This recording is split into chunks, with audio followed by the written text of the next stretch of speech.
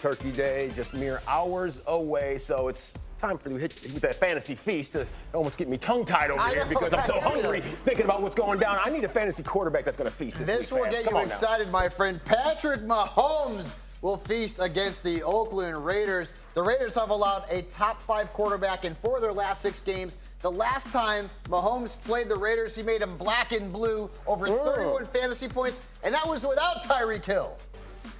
That was an emphatic pause right there. All right, let's move things over. That he's going to be even better if Hill plays. Okay, all right. Cynthia, how you feeling? Well, I actually did my homework and picked one that's playing on Thanksgiving. Drew Brees. Yeah? Okay. That's okay. You don't have to wait for his. All right, so look, in the rematch against the Falcons, I think it's going to go a little differently this time. If you look at the next-gen stats, Drew Brees in that game, Week 10, he's sacked 6 times, 18 pressures. That's the most pressure he's been under since next-gen stats started tracking in 2016. Yes, Teron Armstead, the left tackle, isn't playing, but I don't think that happens again with Alvin Kamara healthy. It's not even Thanksgiving yet, and the passive aggressiveness has already started. That's what It's like Thanksgiving already. Mahomes is worth waiting for. How about a running back there, Marcus? Jonathan Williams, by the way, Patrick Mahomes and Drew Brees, it's like the segment was produced by Cole Wright. It's right. Jonathan Williams, last week we weren't sure if this is going to be a committee situation in Indianapolis. It was not. Williams had nearly 30 touches against the Houston Texans. Now he gets to go against the Titans defense that's given up about $119 on the ground to opposing running games over the last 4 weeks. I expect him to have a pretty big week. Reminds me of Dominic Rhodes with that 30. He kind of does. And Graham, you think Josh Jacobs is going to eat with those giant forks and spoons off the wall? I do. He is. He absolutely is. I mean, just think about it. The way you beat the Chiefs is running the ball to keep Patrick Mahomes off the field. And after a bad loss this past week, I think John Gruden is going to ride his guy, Josh Jacobs, in this spot. The Chiefs are giving up the 3rd most rushing yards per game to opposing backs. They've given up a top 10 fantasy performance to opposing backs in 5 of their last 6 games. And Jacobs just, he's right for a good game. Yeah, 10 or more points in 7 of the last 8. He has been balling. Fabs, the pass catchers, we know they need to eat on Thanksgiving. Yeah, man, and Davante Adams should have a monster game. He's finally starting to be more consistent, 18-plus fantasy points in 3 of his last 4 games. He's playing the Giants this week in New Jersey or New York or wherever. Doesn't matter because that team is going to get roasted, just like Allen Robinson put up a huge stat line against the G-Men last week. Davante Adams is going to have a monster stat line this week against Big Blue. Okay, how about in the Sunshine State of Florida, Graham? Yeah, 2 Florida teams taking on each other, and DJ Chark is in a perfect bounce-back spot this week against the Bucs. This team has given up a league-high 35 fantasy points per game to opposing receivers, lined out wide, and DJ Chark, that's where he lines on nearly all of his routes. I think Chark's going to have a big game this week. Okay, Cynthia, what kind of show would be if we left the tight ends out? Well, They're hungry as well. I wouldn't want to watch a show that left tight ends out. I wouldn't either. All right, Hunter Henry, great pick against the Broncos this week. He's kind of quietly had about 17 points, fantasy points per game this week, which is like, that's a lie. I just lied to you right there. It's actually about 15.5 points. That's number 4 amongst tight ends. I was just getting a little excited. I think it's going to be even higher than that one in this matchup. And Phillip Rivers is going to need him to stay out of trouble. Okay, Marcus, let's move things along. You have another tight end for us, if you don't mind. Kyle Rudolph. I mean, we are approaching the holiday season. We're actually in the holiday season at this point. Yeah, we are. The holiday season never stops. Right, why not Kyle Rudolph here? I mean, his target share has gone up significantly since week 7 in this offense. And we keep picking on the Cardinals and how bad they are covering tight ends. Don't think we didn't notice you, Seattle. You're giving up the 3rd most receptions to the position. Kyle Rudolph should have another big week. Falcons running back Devontae Freeman trending in the right direction, unlike Fab's hot take on mac and cheese. He's missed the last 2 games with that pesky foot injury, but he has been cleared to return tomorrow night versus the Saints. So, Fabs, that's good news if you own Mr. Freeman, a.k.a. Baby Billy. Yeah, it is. He was averaging right around 16 touches a game before he got hurt. And this is a guy who helps you, as a pass catcher. And the Saints have allowed the 5th most receptions to running backs this season. So I think Freeman is in there as that RB2 for you this week. Okay. More in case you missed it, Julio Jones listed as questionable for that game as well with a bum shoulder. He did go through walkthroughs today, but his front man, Dan Quinn, said it's going to come down to how he feels before the game. So, Cynthia, if he feels well, can you project for him, please? Well, usually it's Julio Jones, you're like, oh, it's some veteran rest. I think this is a bit more than veteran rest. I don't necessarily think that he is actually a full go.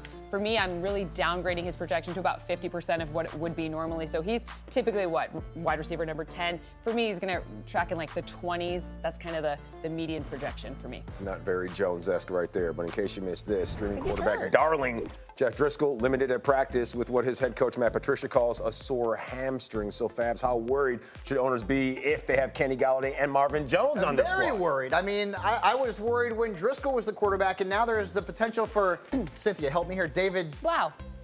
Blah? The one word I can get right. Wow. I feel blah if Blah is going to be starting for the Lions tomorrow in terms of their pass catchers. Let's just say that. Wow. Okay. Blah. Okay.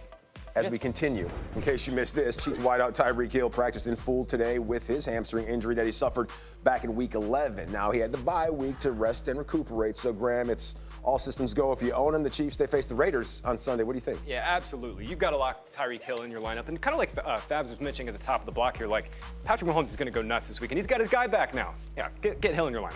Okay. Tyreek Hill and Patrick Mahomes, they go together like a peanut butter and chocolate. Now, in case you missed this, both Golden Tate and Evan Ingram, they did not practice today. Tate dealing with that concussion, and Ingram still trying to make it back from that foot injury. So, Marcus, are you confident that either play this week versus Green Bay? I mean, right now I'm certainly concerned, especially Evan Ingram, who's missed the last few weeks. You talk about with that foot injury. Keep an eye on them as they go through the week, see what happens. If neither one of them plays, keep an eye on Darius Slayton, who seems to have a pretty good rapport with Daniel Jones recently. Okay. More news to bring you. A day after he returned to practice, Vikings wide receiver Adam Thielen, a no-go today. Thielen, he hasn't played since Week 9 because of that hamstring. And, Graham, it looks like his fantasy owners may need another option once more this week. Right. Sounds like he may have suffered a slight setback in practice. And I know Marcus was just talking about Kyle Rudolph. You know, I think we can get Rudolph back into our lineups if Thielen misses on Monday night. Yeah, very newsy day here. In case you missed this, the Titans placing their tight end Delaney Walker on the injured reserve list. His ankle injury means that his season, it's a thing of the past. So, Cynthia, is Jonnu Smith a good play versus Indy, who have given up over 5 catches a game and 4 touchdowns on the season? What do you think? It's an all right play. It's more of like a good daily play than it is. And it's because the position is so yucky to begin with that, yes, you might want to consider it. But, I mean, he's had fewer than 35 receiving yards in 3 straight games, I understand. Fab's going to get you in a turkey headdress anytime soon? Where is it? I'll wear it. All right, well, it is good. that time, not for the headdress, but for stardom sit-em time, because Fabs is here. He's going to let you know about the starts, the sits, those sleepers. It's all for your viewing pleasure, fantasy fans out there. So, running backs, are you ready to roll? I'm always ready. I need one to start. Let's go with Phillip Lindsey, who I liked last week. I mean, it wasn't a great stat line. It wasn't terrible, but the good thing is that he's played 60% of the offensive snaps over the last couple of weeks combined, and he's got a really good matchup. The Chargers have given up 13 total touchdowns and the 5th most fantasy points to running backs this season. I'm also starting Austin Eckler, who's playing against Lindsey in this game. Why? Well, Eckler is averaging nearly 17 fantasy points in his last 5 games. He leads our running backs in receiving yards per game, and he scored 22 points against Denver back in Week 5, so he's a very good flex starter. My sleeper, Miles Sanders. Now, you want to keep tabs on the status of Jordan Howard this week. He's missed a couple of games due to an injury. But Sanders, if he is the lead back, is a very strong play against Miami. They've given up the 6th most fantasy points to enemy runners, and Sanders would see a lot of volume if Howard is out once again. Yeah, old Sanders, 3 straight games with 13 or more touches. That's the good news. But the bad news is you're going to sit somebody. Who's it going to be? Yeah, I'm going with Tevin Coleman. Now, he's probably going to be a flex starter in a lot of leagues. I get it, but he hasn't scored more than 12.9 fantasy points in 4 straight games. During that time, he's averaging 29 rushing yards. That's not very good, Cole. And the Ravens, they've allowed the 8th fewest fantasy points to running backs this season. Now, this next player, I don't know if he's a must-sit. He's pretty darn close, though, and that's Carlos Hyde. He has scored just 1 touchdown in his last 5 games. Now he's got the Patriots. That's a death sentence for most fantasy running backs. No defense in the National Football League has allowed fewer touchdowns or fantasy points to runners. So Carlos Hyde, well, hopefully you have a spot for him on your bench. Okay, let's move this party to pass catchers. I need a pair you want to roll with this weekend, Fab. Who is it? I'm on the Jarvis Landry bandwagon, man. I think he's been in this segment for 3 straight weeks now. Why? He's producing 14-plus fantasy points in 4 straight games. The last time he played the Steelers, 14.3 fantasy points, and only the Buccaneers have allowed more fantasy points to the slot this season. So Landry's a good play. And Davante Parker, like, this guy is legit consistently good every single week. Double-digit fantasy points in 8 straight games. He's playing the Eagles this week. They've allowed 9 touchdowns and the 3rd most fantasy points to home wide receivers. So Parker is a very nice play. My sleeper, DK Metcalf. He had a stinker last week. Probably should have had a touchdown in that game against Philadelphia, but he's got a great matchup against the Vikings. They've allowed 12 touchdowns and the most fantasy points to receivers who are lined out wide.